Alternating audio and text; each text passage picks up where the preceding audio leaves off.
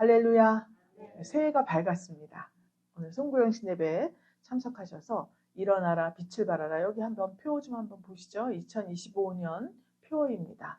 오늘 60장 1절부터 3절까지의 내용을 표로 삼고 송구영신 예배 때 이렇게 주제로 말씀을 드렸습니다. 오늘은 부흥의 첫째 주일 첫날 예배가 61장 1절부터 3절까지 제목은 아름다운 소식을 전하라 라는 제목으로 우리가 부름받았어요. 일어나라 빛을 발하라 이렇게 말씀하신 것은 소명을 받았다는 소리예요.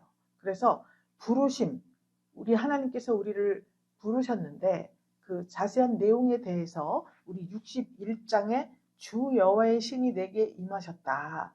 또 여호와께서 내게 기름을 부으셨다. 즉 성령의 충만함을 주셔서 성령으로 말미암아 우리가 아름다운 소식을 전할 때 하나님께서 그 미래를 다 책임져 주신다는 그러한 내용입니다. 올해가 이제 청뱀, 을사년이죠. 을사년, 푸른 뱀. 이제 육식 갑자로 돌아갈 때 갑자년으로 시작해서 개해년으로 한 바퀴가 도는 건데요. 올해가 42번째 을사년이라고 합니다. 60에 돌아갈 때 42번째래요. 그래서 을사년, 청뱀, 퍼로타 소리라네. 을자가 을사년인데 사람들은 희망과 변화가 꿈틀대는 2025년 푸른뱀의 해다 이렇게 말들을 합니다. 상당히 긍정적이죠. 우리 마음 가운데에서도 그동안 어제까지의 모든 일들은 다 잊고 이제 새해 새 출발을 하면서 정말 희망과 변화가 우리 마음 가운데에서 아주 이 정열적으로 꿈틀대다 못해 폭발하는 그러한 한 해가 되시기를 주 예수 그리스도의 이름으로 축복합니다. 오늘 이 61장의 내용은 포로에서 바벨론 포로에서 돌아온 유다에 대한 예언이에요. 그런데 이사야 선지자가 736년에서 39년 요 정도에서 701년 정도까지 이제 활동을 했는데 그때 이미 바벨론에 포로 갔다가 돌아온 유다에 대한 이러한 예언을 벌써 여기서 해놓은 거예요. 그래서 메시아가 오셔서 메시아의 구원 사역을 감당하는데 우리가 읽은 이 내용이 예수님이 오시면 그런 역사가 난다는 건데 지금 우리는 지금 이미 예수님이 육체로 오신 시대를 살고 있죠. 그리고 오셨다가 죽으시고 가셔서 우리에게 성령을 주셨습니다. 그래서 주 예수 여호와께서 내게 기름을 부으셨다. 주 여호와의 신이 내게 임하셨다. 지금 현실적으로 우리에게 이런 일이 일어난 거예요. 그러니까 이스라엘의 진짜 바벨론 포로에서 돌아오고 귀환하고 이런 일이 일어났어요. 역사적으로. 그런데 지금 우리에게는 실질적으로 예수님이 오셔서 정말 이 성령으로 기름 부어주시는 역사가 나타난 거예요. 그래서 이 61장에서는 메시아가 어떻게 구원 사역을 펼치시는가 여기에 대해서 기록을 해놓으셨습니다. 요지가 뭐냐면 우리 사람들의 병든 마음을 다 고쳐서 하나님께로 돌아오게 하신다. 첫 번째가 그 내용이에요. 그래서 기도의 시간에 말씀을 드렸나? 우리가 성도라면 꼭 11조를 해야 된다 이렇게 말씀을 드렸죠? 그럼 11조를 하면 어떻게 해주신다고 약속하셨어요? 창고에 쌀 곳이 없도록 부어주신다 이렇게 약속을 하셨잖아요. 그래서 저도 또한 11조를 하면 우리가 하나님 앞에서 물질적으로 축복을 계속 받고 물된 동산과 같이 재물 얻을름을 주시고 이 물질적으로 정말 충만한 삶을 살게 되겠구나 이 정도로만 알고 있었습니다. 그런데 우리가 깨닫게 된 것은 하나님을 바로 알 수 있게 해주시는구나. 사람의 마음을 돌이키는구나. 이것부터 제가 깨달았다고 말씀을 드렸습니다. 왜 그랬습니까? 11조를 안 하시던 분이 11조를 하셨는데 참 좋지 않은 환난 가운데로 인도를 받았어요. 하나님이 인도하신 거예요. 연단하시는 거죠. 그러니까 11조를 안 할 때도 안 생겼던 일이 생기니까 제 마음이 어떻겠습니까? 꼭 해야 됩니다. 축복하십니다. 이렇게 말씀을 했는데 그렇게 말을 하니까 이분이 만약에 11조 안 할 때도 안 생겼던 일이 11조를 했는데 내가 왜 이런 일을 당해야 됩니까? 이렇게 말하면 제가 할 말이 없지 않습니까? 할 말은 있겠지만 제가 그 사람에게 어떻게 당당하게 말을 하겠어요. 그런데 제가 그분에게 은혜를 받았다 그랬죠? 아무 말이 없어요. 그리고 사고방식이 완전히 바뀐 거예요. 모든 일은 다 감당할 수 있고 내가 당할 고난이고 기도가 부족했나 봅니다. 뭐가 어땠나 봅니다. 전혀 그것에 대한 말이 없어요. 그래서 제가 느낀 게 11조를 하면 물질의 축복을 주는데 그 전에 이미 이 사람의 마음이 하나님께로 돌아오게 하시는구나. 하나님 안에서 무슨 일이 있든지 그것을 다 감당할 수 있는 믿음을 먼저 주시는구나. 그것을 깨달았습니다. 솔직한 고백이에요. 솔직한 고백. 제가 목사가 목회 13년에 인제서 깨달았다 그러면 부끄러운 일 있지 않습니까? 근데 제가 실제로 막연하게 알고 있던 것을 실제적으로 알게 된 거예요. 그래서 메시아 구원 사역의 첫 번째는 뭐냐? 사람의 이 병든 마음을 고쳐서 하나님께로 돌아오게 하시는구나.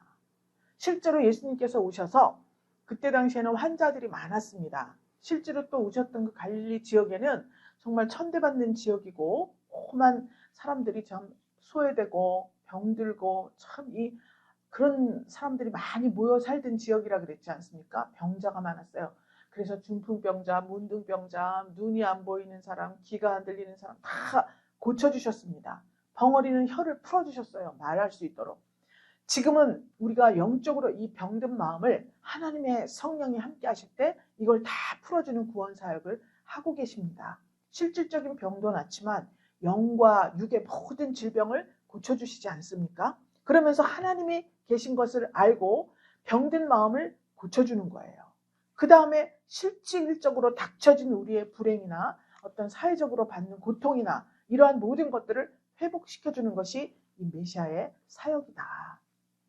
이렇게 크게 생각을 하고 계시면 되겠습니다. 그래서 4절부터 9절까지의 내용에는 흘러 넘치게 되는 축복을 말씀하고 있습니다.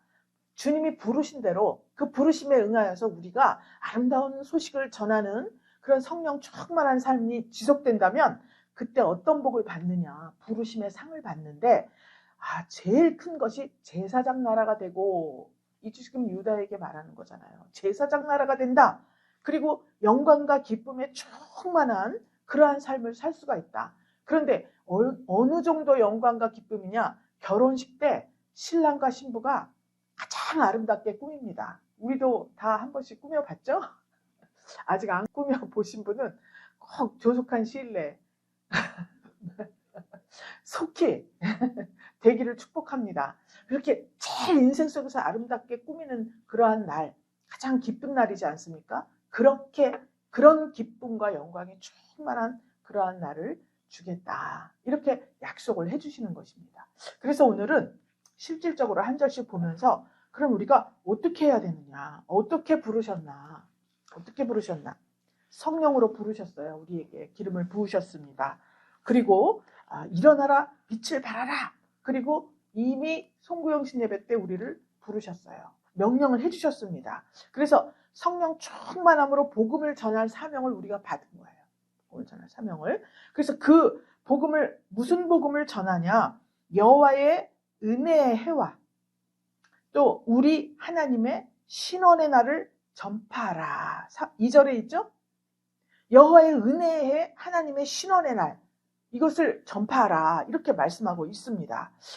목표가 있는 성도는 시련을 이겨 넘어설 수 있습니다. 그래서 빌립보서 3장 14절에 있습니다. 표대를 향하여 그리스도 예수 안에서 하나님이 위에서 부르신 부름의 상을 위하여 쫓아가노라. 빌립보서에 있습니다. 사도 바울이 빌립보 감옥에 갇혔었죠. 가는 곳곳마다 핍박을 많이 받았습니다. 매를 맞기도 하고 갇히기도 하고 그렇게 아주 많은 핍박을 받았어요. 그렇지만 표대가 있기 때문에 어디예요? 예수 그리스도예요. 예수 그리스도를 증거하다가 이 땅에서 순교하면 하나님께서 나를 반겨 맞으신다. 표대가 있습니다. 그래서 그 표대를 향하니까 모든 고난이 길게 느껴지지도 않고 짧게 지나가고 또 아주 고통 가운데 있어도 그것이 고통으로 느껴지지를 않았던 거예요.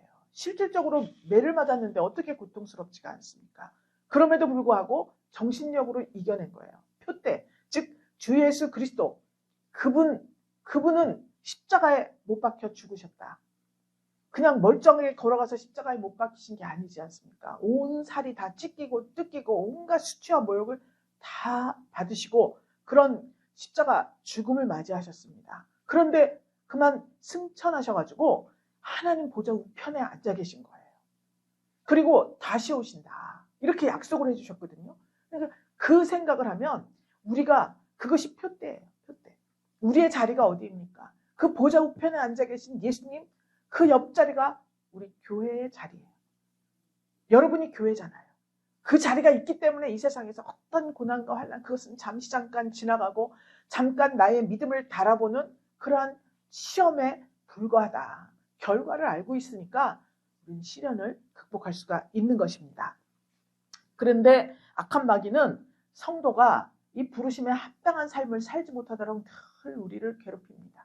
도전하고 자꾸 앞길을 막고 다른 환경을 주고 생각을 미련하게 생각을 부족하게 생각을 저 땅의 것을 바라보게 만들면서 그렇게 악한 마귀가 성도들을 흔들어요. 그럼에도 불구하고 우리가 하나님의 부르심의 상에 대한 이런 뚜렷한 목표가 있으면 믿음의 경주에서 우리는 승리할 수 있습니다. 할렐루야. 2024년을 승리한 분이엘 권속들, 분이엘 성도 여러분들, 2025년에도 반드시 이 믿음의 경주에서 승리할 것을 믿고 축복합니다. 할렐루야. 이렇게 부르셨어요. 그런데 부르셔서 복음을 전하라 그랬죠? 누구에게 전하냐? 누구에게? 가난한 자에게 1절에 있습니다. 내게 기름을 부으셨는데 가난한 자에게 아름다운 소식을 전하게 하려 하심이라. 이렇게 말했습니다. 그 가난한 자가 어떤 자냐? 마음이 상한 자, 포로된 자, 갇힌 자, 모든 슬픈 자 이렇게 거기 기록이 돼 있죠? 이들에게 노임을 전파하라. 이렇게 기록을 해놓았습니다. 그러면 이 말씀이 지금 우리에게 말씀하는 거예요. 마음이 상한 자, 포로된 자, 갇힌 자에게 노임을 선포해라. 그래서 자유와 회복을 주어라. 이렇게 지금 말씀하고 있는 거예요. 그럼 이 사람들은 어떻게 가난한 자가 되었는가? 마태복음 5장 3절에 있습니다. 예수님이 말씀하셨죠? 심령이 가난한 자는 천국이 저희 것이며 말씀했습니다. 그 심령이 가난한 자를 말하는 거예요. 예루살렘의 멸망을 보고 슬퍼하면서 회개하는 이 경건한 이스라엘 백성들을 여기서는 말하고 있습니다. 그러므로 예루살렘이 우리예요. 예루살렘에 성전이 있잖아요. 그럼 여러분 마음속에 성전이잖아요. 그렇죠? 그러면 예루살렘이 멸망하는 것은 여러분들이 멸망하는 거예요. 참 성전의 모습을 유지하지 못하고 성전의 모습을 잃어버리고 그렇게 가치 없는 삶으로 한 발 한 발 내어딛다가 마침내 멸망하고 아는 그 모습을 보면서 슬퍼하고 회개하는 그러한 경건한 이스라엘 백성을 말하고 있습니다. 그것이 성도예요. 성도. 성도라는 이름, 교회라는 이름, 이 그리스도인이라는 이름을 가지고 있으면서 이 안에, 이 성전 안에 온갖 쓰레기와 잡것들이 다 들어가 온갖 짐승의 형상들로 새겨진 우리 마음 성전, 이것을 보면서 슬퍼하고 회개하는 그 심령들을 말하고 있습니다. 그들이 가난한 자예요. 자기의 이러한 모습을 보면서 마음이 상한 거예요. 어떻게 극복을 할 수가 있겠는가? 마음이 상해 있습니다. 느헤미야가 우리 주중에 기도의 시간에 느헤미야를 하고 있습니다. 느헤미야가 고국의 소식을 들었습니다. 바사 제국에서 술 만드는 일을 섬기고 있었어요. 술 만드는 직책은 아주 그 왕의 가까운 측근입니다. 먹는 거잖아요. 마시고 먹는 것은 굉장히 신뢰를 받지 않으면 할 수가 없는 직업이죠. 그러니까 최측근에 있는데 어느 날 고국의 소식을 들었습니다. 성벽이 다 회파돼가지고 성벽이 없으니까 온갖 들짐승 다 들어오고 성문은 다 불타버리고 말이 아닙니다. 이런 소식을 듣게 되었습니다. 여러분 얼마나 마음이 아팠겠어요. 지금 다 회파된 그 고국의 성전 그 마을 예루살렘의 모습을 보면서 사흘 동안 금식을 했다 그랬습니다. 그리고 다시 왕의 허가를 받고 돌아오는 동안 근 4개월 동안 근심하면서 하나님 앞에 기도를 했습니다. 거룩한 근심은 어떻습니까? 하나님 앞에 영광을 가져오게 되어 있습니다. 쓸데없는 근심은 나를 멸망으로 이끌고 갑니다. 그렇지만 느헤미야가 거룩한 근심을 하면서 4개월 동안 하나님 앞에 부르짖고 기도하고 간구했을 때 하나님께서 그 이방 왕 아닥사스다 왕의 마음을 움직여서 마침내 모든 것을 줍니다. 재물도 주고 군대도 주고 아주 비자도 발급해주고 쫙 해갖고 무사히 돌아와 성벽을 재건할 수 있도록 그렇게 허락을 합니다. 그러니까 마음이 상한 자가 누구냐. 나의 이 성전, 회파된 내 성전의 모습, 성벽에 회파된 내 모습, 성문이 다 불타버린 나의 모습을 보고 참 이 마음이 상해서 어떻게 해야 되겠습니까? 하나님, 나를 좀 도와주세요. 내가 그렇게 할 수 있었으면 그렇게 했겠죠. 내가 넉넉히 이길 수 있고 그것을 아주 우뚝 세울 수 있었으면 그렇게 했겠죠. 그런데 하나님, 제가 능력이 없습니다. 부족합니다. 울고 하나님 앞에 회개하고 나를 좀 도와주세요. 나를 좀 붙잡아 주세요. 새롭게 해주세요. 이 마음 상한 자를 말하는 거예요. 주부들끼리 부부끼리 싸워서 마음이 상하고 재물이 없어서 마음이 상하고 자기가 원하는 권력에 다다르지 못해서 마음이 상하고 이거 아닙니다. 이거 아니에요. 심령이 가난한 자, 심령이 가난해서 정말 이 내가 성전된 모습, 나의 모습을 보고 그렇게 마음이 상한 자. 예수님이 예루살렘 성을 보고 막 우셨습니다. 그렇게 마음이 상한 자를 말하는 거예요. 여러분, 복음 전도자 무디 아시죠? 무디? 이분이 말씀한 게 있어요. 눈물로 씻은 눈으로만 천국을 볼 수 있다. 이렇게 말씀을 했더라고요. 눈물로 씻은 눈이 아니면 천국을 볼 수가 없다는 거예요. 마음이 상하고 애통하고 정말 이 하나님 성전의 모습을 회복하고 싶어서 그렇게 몸부림치며 울고 기도하는 그 사람만 천국을 볼 수가 있다고 그렇게 말씀을 했더라고요. 할렐루야. 우리 많이 울었습니다. 이제는 우는 이유가 정확해야 돼요. 무엇 때문에 울었는가 내가. 울기는 많이 울었어. 그죠? 아주 이 교회가 떠나가라 울고 소리소리 지르고 울고 몸부림치면서 울고 그냥 엄청나게 울었습니다. 그런데 올해부터 지금부터는 이유를 분명히 하고 울어라. 이렇게 말하고 있습니다.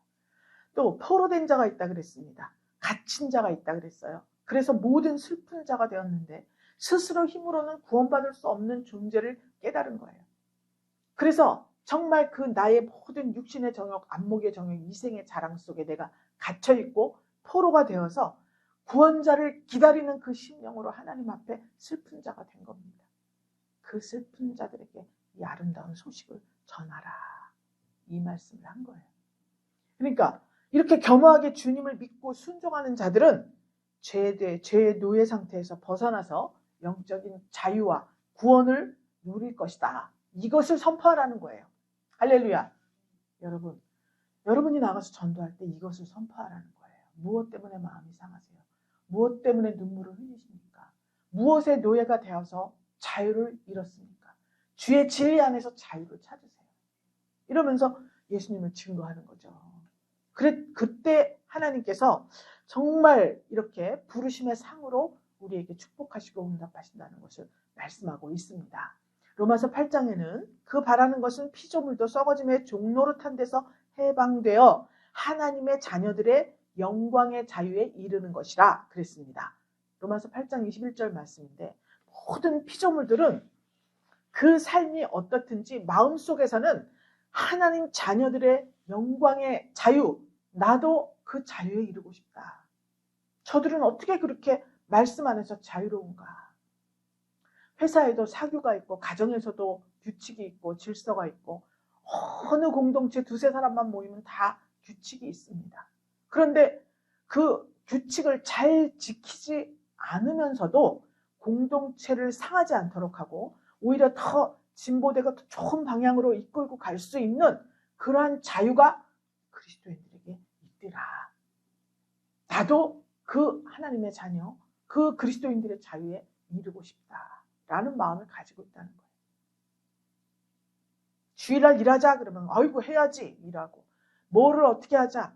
지금은 내가 쓸 돈도 없는데 무슨 11조를 드려. 무슨 감사를 해. 지금 이 때가 어느 때인데 교회를 지어. 막 이렇게 말을 하지 않습니까? 그 마음속 깊은 곳에서는 그것을 이기고 하나님의 말씀에 순종하는 사람을 부러운 눈으로 보고 있다는 거예요. 부러운 마음이 가득하다는 거예요. 용기가 없어서 못하는 거예요. 용기가 없어서 참여를 못하는 거예요. 그 속 사정을 알면 우리가 어떻게 해야 되겠습니까? 반하는 내용이라 하더라도 주님의 응답하심과 주님의 은혜를 믿고 과감하게 우리가 이렇게 복음을 선포해서 진리 안에서 자유를 누리는 것이 어떠한 삶이라는 것을 보여주어야 한다는 거예요. 믿습니까? 그것이 은혜의 날입니다. 그렇게 했는데도 하나님께서 복을 주시고 마침내 큰 영광 가운데 있게 하시는 것이 신원의 날이에요. 신원. 그래서 고린도후서 6장 2절에도 있습니다. 지금은 은혜 받을 만한 때요 구원의 날이다. 이렇게 말씀하고 있어요. 그런데 이때 은혜를 거부하고 구원의 날에 참여하지 않고 멸망의 길로 갔을 때 하나님께서는 반드시 심판날을 우리에게 펼치십니다. 그래서 거부한 자들은 다 심판날의 불못으로 던져지게 되는 거예요. 이것은 제 말이 아니라 여기 성경 말씀에 있는 거예요. 요한계시록 20장에도 있고 온 성경에 하나님의 말씀대로 순종하면 복을 받고 말씀에 불순종하면 저주를 받는다. 신명기에도 써놨습니다. 가나안 땅에 들어가서 정착 생활을 하게 되면 제 마음대로 살게 되면 안 되니까 하나님께서 말씀으로 하나님의 율례와 법도를 잘 지키고 살아라. 이렇게 늘 하나님께서는 말씀하고 있습니다. 그러므로 심판날이 오기 전에 그리스도를 영접하고 세상을 향해서 구원에 이르는 회개를 전파하라. 이것이 아름다운 소식을 들어야 되는 자가 그러한 자들입니다. 세상에 취해 있는 자들에게 전하라고 말씀하고 있습니다. 할렐루야. 이제 자세히 아셨죠? 그러면 메시아 구원 사역이 1, 2, 3절에 보면 그렇게 했을 때 시온에서 슬퍼하는 자에게 화관 주고 희락의 기쁨 주고 찬송의 옷으로 그리고 그들을 그 영광을 나타낼 자다. 이렇게 말씀한다고 해요. 또 새 이름을 주신 거죠. 하나님의 영광을 나타낼 자라. 그들은 가난한 자, 모든 슬픈 자에게 아름다운 소식을 전하는 자다. 이렇게 실체를 밝히고 있습니다. 이 부르신 내용이 바로 이거예요. 그러면 이렇게 했을 때 구체적인 그 사역이 내용이 뭐냐? 4절에 보니까 오래 황폐하였던 곳을 다시 쌓을 것이며 무너진 곳을 다시 일으킨다. 써 있습니다. 근데 이 일이 실제로 이루어졌죠? 바벨론에 포로 잡혔다가 이방 왕들 고레스, 아닥사스다, 다리오 왕 이들의 그 혜택으로 귀국을 해서 예루살렘 성전을 중건했죠. 에스라가 성전을 중건하는 학개와 스가랴, 에스라, 느헤미야 성벽, 성전 모두 다 재건하게 해주었습니다. 그럼 이사야 선지자 말씀이 그대로 이루어진 거예요? 아니에요. 하나님께서 이사야 선지자를 통해서 선포하신 말씀이 그대로 이루어진 거예요. 그대로. 오래 황폐했던 곳 다시 쌓고 무너진 곳을 다시 일으키실 것이다. 이렇게 말씀했는데 그대로 이루어졌죠? 그럼 오늘날 우리에게 말씀하잖아요. 뭐라고 말씀하십니까? 전하라고 말씀하는 거예요. 그들에게 가난한 자, 슬픈 자에게 말을 해서 꿈과 희망을 주어라. 말씀하셨습니다. 그럼 우리가 나가서 실천할 때 어떻게 되는 겁니까? 그 사실이 그대로 사실이 되어서 일어나게 된다는 거예요. 이것이 이사야 60장 이후의 일입니다. 그래서 계속 한 장씩 이제 1월 달에 계속 할 겁니다. 이 자세한 내용에 대해서. 그러면 소명을 받은 사람이 순종을 하는데 이때 황폐해진 땅, 왜 땅이 황폐해졌습니까? 하나님께서 택하신 아브라함과 그 자손에게 젖과 꿀이 흐르는 가나안 땅을 주셨어요. 그리고 복이 흐르는 이 약속의 땅, 기름지고 풍족한 땅으로 이스라엘 백성들을 다 인도해서 가나안 땅에 들였습니다. 그래서 각 지파별로 다 땅을 분배해서 그 땅을 주신 거예요. 그랬으면 하나님께서 도착하기 전에 그렇게 40년 동안 말씀하셨잖아요. 그 땅에 들어가면 이렇게 살아라. 그 땅에 들어가면 저렇게 살아라. 율례와 법도를 주셨어요. 십계명도 주시고 아주 613가지 조항을 다 주셨습니다. 그런데 그럼에도 불구하고 이스라엘이 우상을 숭배하고 타락해버렸습니다. 그래서 하나님께서 징계를 하신 거예요. 그 징계 때문에 바벨론으로 포로 잡혀갔죠. 그래서 이 땅과 이 성읍이 황폐해진 거예요. 지금 그 황폐해진 땅이 다시 쌓게 되고 무너진 곳 다시 일으킬 것이다. 이렇게 말씀하고 있습니다. 메시아의 출현으로 포로에서 돌아와서 영광스러운 나라가 될 거다. 이런 내용이에요. 그런데 예수 그리스도의 구속하심으로 이것이 완벽하게 이루어졌습니다. 그때 당시엔 실제로 성전과 성벽이 재건되고 지금은 우리 마음 성전, 우리 안에 성령이 함께 하심으로 성전의 모습을 갖추게 하신 이 대역사가 예수님 오셔서 죽으시고 성령을 보내심으로 이루어진 거예요. 그래서 황폐한 땅이 이렇게 아름다운 성전으로 변화시켜 주신 것을 우리로 체험하게 하셨습니다. 이 사실을 증거하라는 거예요. 그래서 모든 골짜기가 메워지고 모든 산과 작은 산이 낮아지고 굽은 것이 곧아지고 험한 길이 평탄하여질 것이다. 이렇게 말씀하고 있습니다. 왜 골짜기가 생겼습니까? 왜 모든 산과 작은 산이 낮아지고 굽은 것이 곧아지고 평탄해져야 합니까? 그 당시엔 다 걸어 다녀야 되잖아요. 먼 길은 어떻게 해야 돼요? 뭐 이런 거 타고 다녀야 되잖아요. 근데 산길이 가로막히면 정말 위급 환자 생기면 병원 찾아가다가 죽을 수도 있습니다. 이 모든 것들, 우리 인생 속에 곳곳에 이런 산도 있고 골짜기도 있고 험악한 지형 지물들이 있다는 거예요. 그런데 그만 이렇게 하나님께서 하나님 말씀에 순종하고 아름다운 소식을 증거하고자 하는 모든 사람의 환경들을 다 평탄하게 해주신다는 것을 말씀하고 있습니다. 내가 먼저 그 나라와 의를 구해서 하나님의 일에 열중하고 있는데 내 삶이 엉망진창이면 여러분 집중하기 힘듭니다. 아름다운 소식을 증거하면서도 마음이 아프고 그런데 증거할 땐 좋은데 내 집 형편이 너무나 어렵고 내가 질병 가운데 있고 이렇게 하면요 정말 너무 힘듭니다. 너무 힘들어요. 그런데 이제 그때는 다 지나간 거예요. 이제는 하나님이 약속하시는 거예요. 이제 부르심에 합당한 삶으로 아름다운 소식을 전하는 발걸음을 펼치는 자는 모든 산과 굽은 것 골짜기 다 평탄하게 해주겠다. 굽은 것이 다 펴지게 해주겠다. 막힌 담이 있었으면 다 허물어서 디딤돌로 만들어주겠다. 이 약속을 하고 계신 거예요. 여러분들 인생 속에서 가장 행복하고 가장 보람있고 가장 성취되는 것이 많은 그러한 2025년이 될 줄로 믿습니다. 이렇게 하나님께서 4절, 5절의 말씀으로 정말 많은 축복을 주시죠. 5절에 보니까 외인은 서서 너희 양떼 치고 이방 사람은 너희 농부와 포도 얹기가 될 것이고 내가 주권자가 되는 거예요. 내가 주인이 되는 거예요. 이젠 노예가 아니에요. 내가 주인이 돼요. 그래서 양떼도 외인이 치고 농부 포도원 이런 일은 이방 사람이 와서 다 한다는 거예요. 오직 너희는 여호와의 제사장이라 일컬음을 얻을 것이다. 이렇게 말씀하고 있습니다. 할렐루야.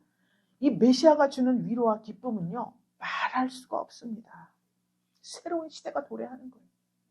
내가 노예로 그렇게 집도 없이 떠들고 이방 나라에서 하나님 앞에 제사 예배 드리고 싶어도 제사 드릴 수 없는 그런 상황 속에 있었습니다. 그래서 고국을 늘 그리워했어요. 그때 잘할 걸. 성전에서 마음껏 제사 드리고 할 때 내가 그때 하나님 말씀에 더 순종하고 하나님만을 생각할 걸. 이 이방 우상들에게 눈을 돌렸구나. 내 마음에 이 우상들을 왕으로 내가 왕이 되었구나. 그런 시대가 지나간 거예요. 모든 주권을 다 회복시켜주는 거예요. 그 중에서 가장 으뜸이 뭐냐면 백성들의 신분을 제사장으로 만들어준다는 거예요.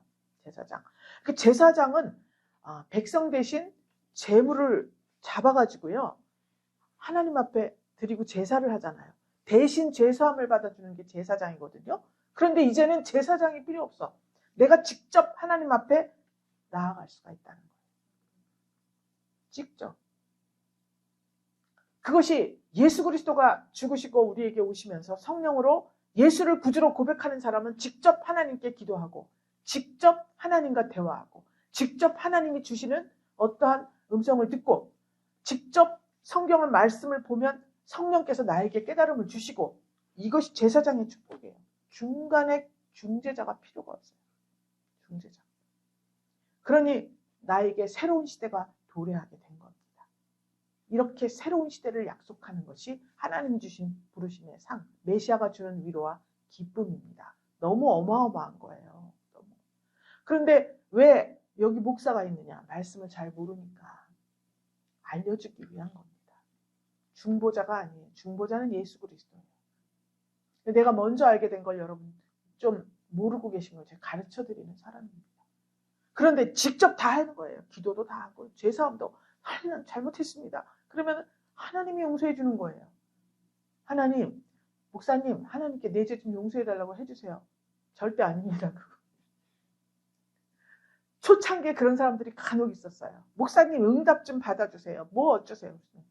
아니 이 사람들이 진짜 어디서 어떤 교회를 어떻게 다녔는데 그런 말을 하나. 제가 처음에 깜짝 놀랐습니다. 그게 아니에요. 직접 할 수 있는 것이 제사장의 축복입니다. 믿습니까? 오직 예수 그리스도 보혈의 공로를 믿으면 이 모든 것들이 내가 제사장의 역할을 감당할 수가 있다고 말씀하고 있는 거예요. 그래서 우리 이 유대인뿐만이 아니라 유다인 이스라엘 백성들뿐만이 아니라 모든 이방인들이 다 교회로 인도되면 똑같이 공급하시겠다는 거예요. 그래서 사실은 5절이 외인도 이방 사람도 다 같이 산다는 거잖아요.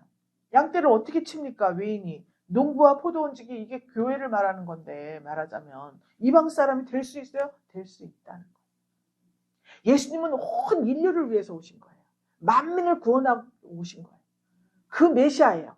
그 메시아 사역을 분일교회, 분일 권속들에게 맡겨주신다고 말씀하는 거예요. 2025년에 우리가 출세했습니다.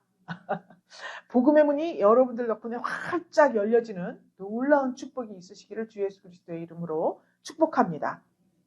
로마서 10장 13절에 있어요. 주의 이름을 부르면 모든 사람들이 구원을 받는다. 모든 사람.